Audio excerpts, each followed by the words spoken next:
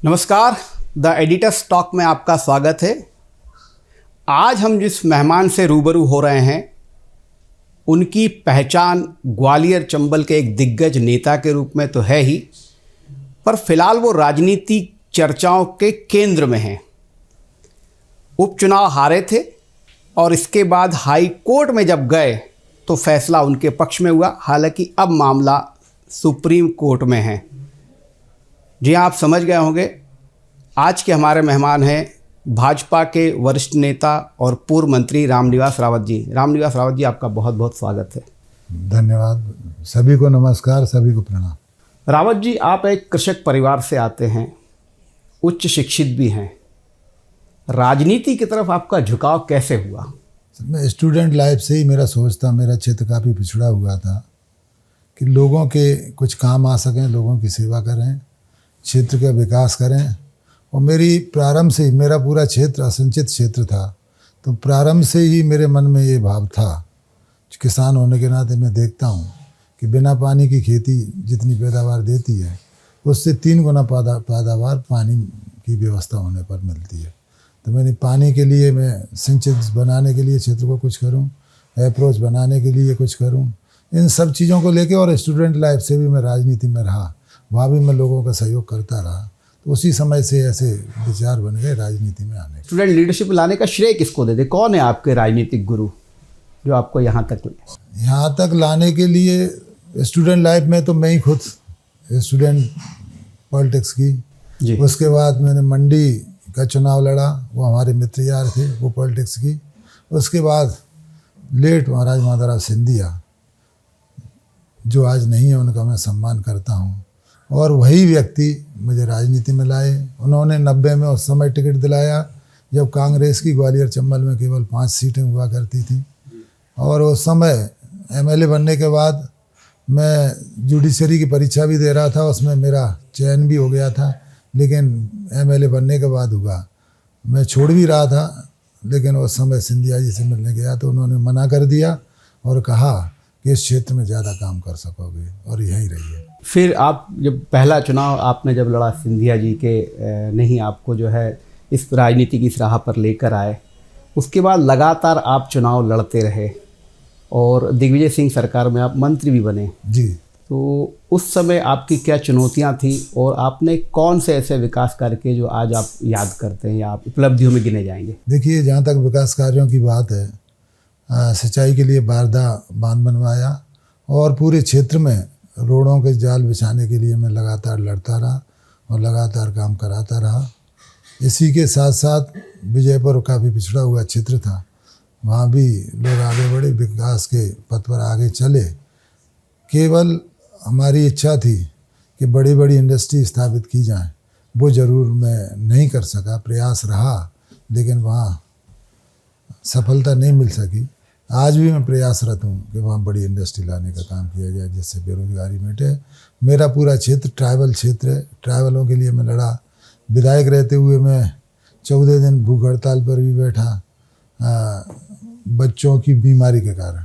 उसके बाद धीरे धीरे कुपोषण को भी मिटाने का काम किया और लोगों को शिक्षा के क्षेत्र में स्कूल खुलवाए। ये सारे काम थे जो करने का काम किया। और मैंने मंत्री रहते हुए कम से कम 400-500 लड़के जो स्थानीय थे उनको सर्विस में भी लगवाया। और इसी के साथ साथ मंत्री के रूप में मेरा पहला अचीवमेंट पूरे देश में पंचायत मंत्री के रूप में विधानसभा में विधेयक पारित कराया और पूरे चुनाव मेरे द्वारा कराए गए। एक सवाल मन में आता है कि 2020 में एक बड़ा राजनीतिक परिवर्तन मध्य प्रदेश में हुआ था। कमलनाथ सरकार गिरी थी और ज्योतिरादित्य सिंधिया के नेतृत्व में बड़ी संख्या में विधायक भाजपा में शामिल हुए थे। क्योंकि आप सिंधिया परिवार के नज़दीकी रहे हैं, उस समय आप भाजपा में नहीं गए थे, क्या वजह थी? भारतीय जनता पार्टी में नहीं आने का कारण केवल यही था कि मैं, सिंधिया जी ने हमसे चर्चा नहीं की और मेरी इच्छा कांग्रेस में ही रहने की थी। मैं सोच रहा था कि कांग्रेस में अपना वजूद बना पाऊंगा, लेकिन कांग्रेस की जो स्थिति है वहाँ कबीलाई स्थिति है। कबीले का सरदार जो होता है आपकी वकालत करने के लिए, तब आपका पद पे रहना, तभी आप पद पा सकते हो। आपने खुद देखा होगा कि मैं लगातार 2003 से लेकर 2018 तक विधायक रहा, और ये भी देखा होगा कि विधानसभा चलाने में मेरी अहम भूमिका सदैव रही। लेकिन जब जब मौका आए CLP बनने का, जब जब मौका आए संगठन में पद देने का, तब तब मुझे पीछे कर दिया जाता था। तो मैंने ये सोचा, सीधे राहुल जी से बात हो नहीं पाती थी, वैसे हम पसंद करते थे लेकिन हम अपनी बात नहीं पहुंचा पाते थे। और एकदम जब कांग्रेस की बेकार स्थिति थी, तब मैं पार्लियामेंट इलेक्शन नरेंद्र सिंह तोमर जी से 2 बार लड़ा, और ये लास्ट चुनाव हुआ पार्लियामेंट का, जब मैं जीत सकता था तब टिकट उठा के बाहर से बुला के उस व्यक्ति को दे दिया। तो फिर मैंने छोड़ना ही उचित समझा, क्योंकि मैं सीट बदलना चाहता था, वो भी मुझे नहीं बदलने दी। कई ऐसी परिस्थितियां रहीं जिनकी वजह से हालात अच्छे नहीं लगे, इसलिए मैं कांग्रेस से बीजेपी में गया।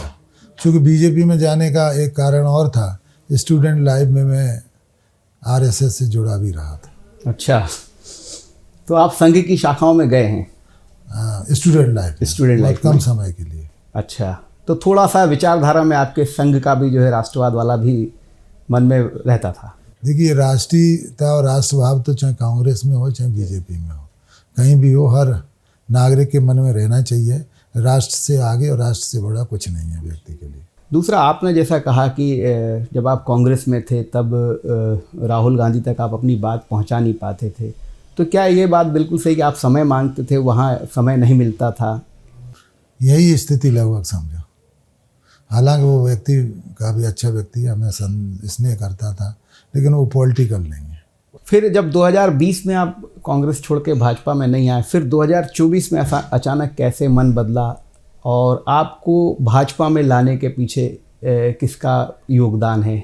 हमें क्या सम्मिलित रूप से योगदान समझिए, हालांकि मुख्य योगदान मोहन यादव जी का ही रहा, इसमें नरेंद्र सिंह जी भी साथ दिए, लगभग ही नहीं करा। थोड़ा विस्तृत, क्या हुआ क्या था उस समय, कैसे आपको अप्रोच किया, क्या पूरी कहानी है? नहीं, अब ये तो व्यक्तिगत बातें रहती हैं, इनके बारे में क्या कहा जाए जी। वो आपके सामने है। क्योंकि हमें ये लगा कि कांग्रेस में कोई हमें संरक्षित करने वाला नहीं है। काफ़ी लंबे समय से कांग्रेस में रहे, साथ थे, और आपने देखा है विधानसभा की डिबेट्स को, विधानसभा चलाने के काम को। उसके बाद भी सरकार बनने की तो कभी आशा ही नहीं रही, क्योंकि आज भी कांग्रेसी मुख्यमंत्री बनने की लड़ाई लड़ रहे हैं, सरकार बनाने की लड़ाई नहीं लड़ रहे जी। तो इसलिए ये विचार आया कि बीजेपी में सम्मिलित हो। 2024 में आप कांग्रेस छोड़ के भाजपा में आ गए, आप मंत्री भी बन गए, फिर उपचुनाव भी हुआ। सामान्य तौर पर ये माना ही जाता है कि जो भी उपचुनाव होता है वो सरकार के पक्ष में ज़्यादा झुकाव रहता है, लेकिन आप उन चुनिंदा नेताओं में हैं जो मंत्री रहते हुए चुनाव लड़े और फिर हार गए। क्या वजह रही थी? समय और भाग्य से ज़्यादा कोई वजह नहीं थी। मेरा समय ठीक नहीं था, भाग्य में था नहीं, इसलिए इसी कारण को मानता हूँ। कुछ लोग ऐसा भी मानते हैं, और शायद आपने भी कहीं बयान में ये कहा था कि जो भाजपा के उस समय आपकी विजयपुर क्षेत्र में जो लोग थे वो नहीं चाहते थे आपके। क्या ये सही बात है? इस तरह की कोई बात नहीं है।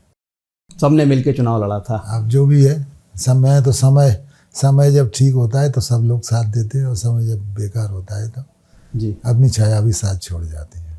मैं किसी के, भाजपा के सभी लोगों ने, मेरे साथियों ने काम किया, सब कुछ किया, लेकिन मेरे भाग्य में नहीं था। चलिए, आपके भाग्य में नहीं था, लेकिन भाग्य ने फिर पासा पलटा भी, क्योंकि आप वकील भी हैं, और मुकेश मल्होत्रा जो उस समय आपको पराजित करके विधायक बने थे, ये कमी आपकी खुद की वकालत का नतीजा है, या कैसे पकड़ में आई इतनी बड़ी गलती जो आप? हमारे दोस्तों के हिसाब से पकड़ में आई। हाँ, सब लोग जानते हैं हमारे मित्र यार कि एफिडेविट भरा जाता है, और जो जैसे धीरे धीरे चुनावों में चुनाव आयोग ने, सुप्रीम कोर्ट के निर्देश पर चुनाव आयोग ने सुधार की कोशिश की, और इसके लिए लगातार चिंतित भी रहते हैं। आप लोग सब जानते हैं कि चुनावों में सुधार होना चाहिए। इसी के लिए एफिडेविट चुनाव आयोग की तरफ से मांगा जाता है। उस एफिडेविट में व्यक्तिगत सारी जानकारियाँ, प्रॉपर्टी संबंधी चल और चल संपत्ति की जानकारियाँ, पूरे एसेट्स, पूरे बैंक खातों की जानकारियाँ, शिक्षा की जानकारियाँ और आपराधिक प्रकरणों की भी जानकारियाँ देना होती हैं।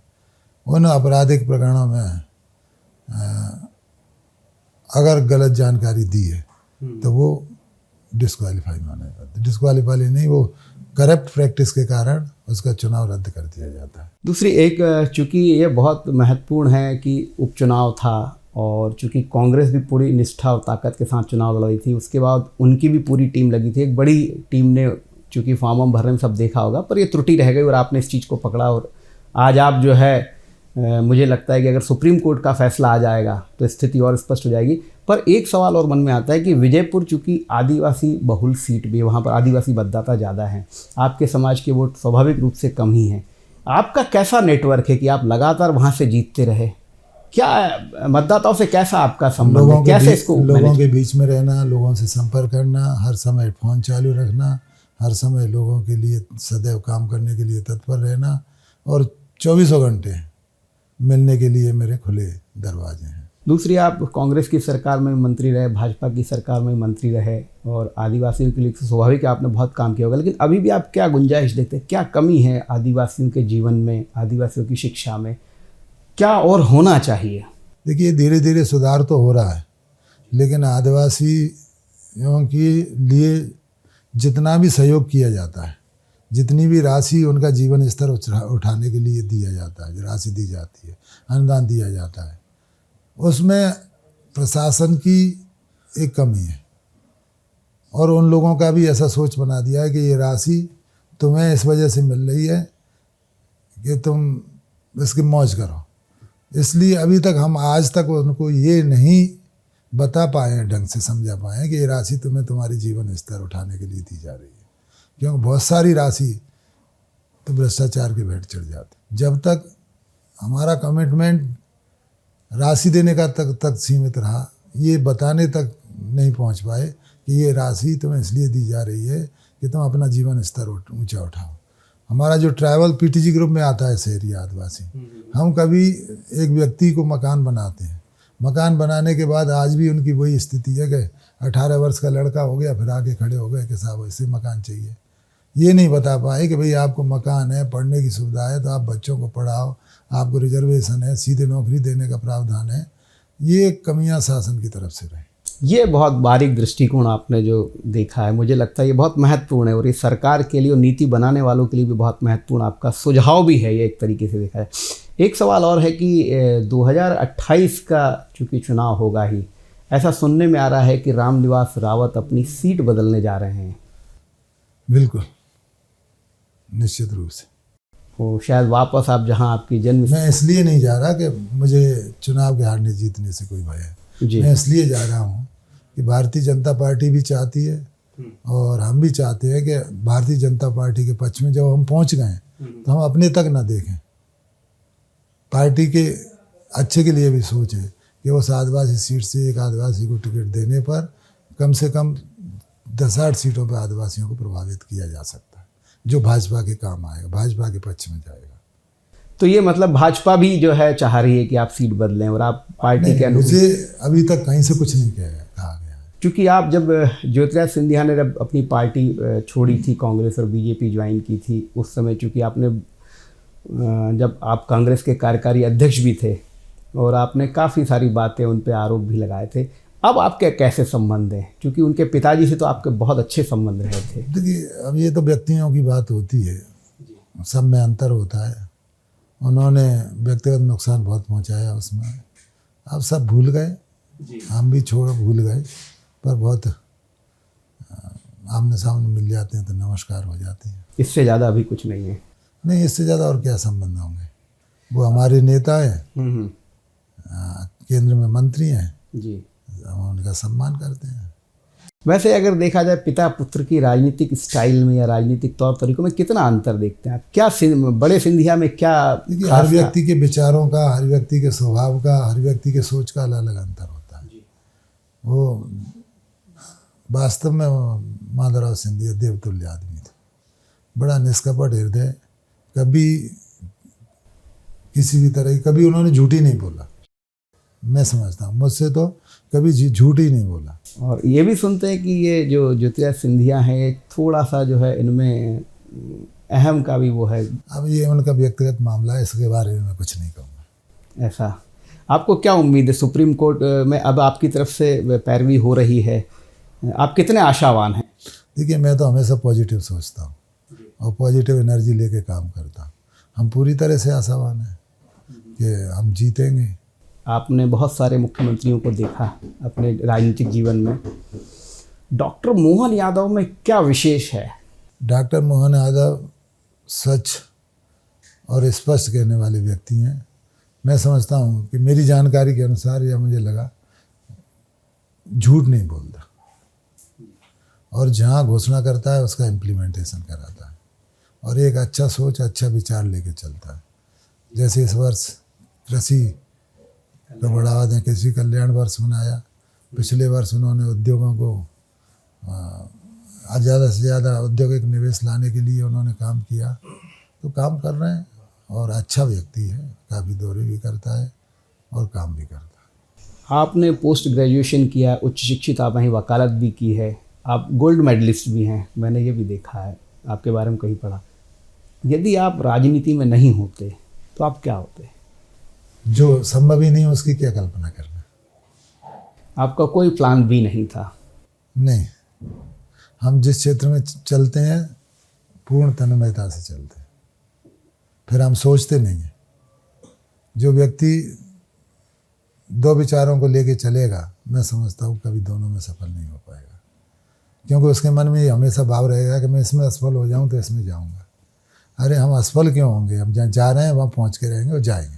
मतलब लक्ष्य जो निर्धारित हुआ उस लक्ष्य को भेदना ही है, उस लक्ष्य तक पहुँचना ही है। कर्म करना अपना काम है, बाकी भोजन है।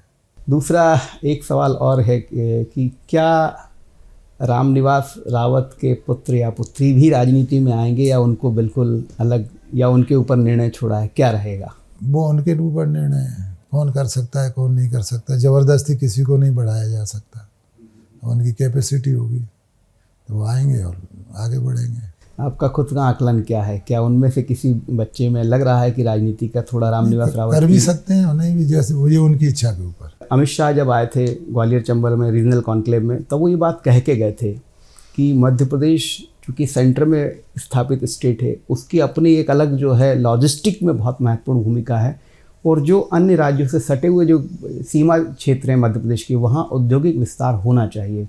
ग्वालियर चंबल में कहाँ कमी रह गई और आप क्या चाहते हैं? किस तरीके का विकास, इंडस्ट्रियल विकास कैसा हुआ? मैं क्या बोलूँ, राजनीतिक इच्छा शक्ति की कमी। पहले जब माधवराव सिंधिया थे, ग्वालियर में अच्छा विकास हुआ था। मालनपुर इंडस्ट्री का हब बना था और मालनपुर में बहुत सारी इंडस्ट्री स्थापित भी हुई थी। बामौर भी इंडस्ट्रियल एरिया है, आज भी कई इंडस्ट्री स्थापित हैं और चल भी रही हैं।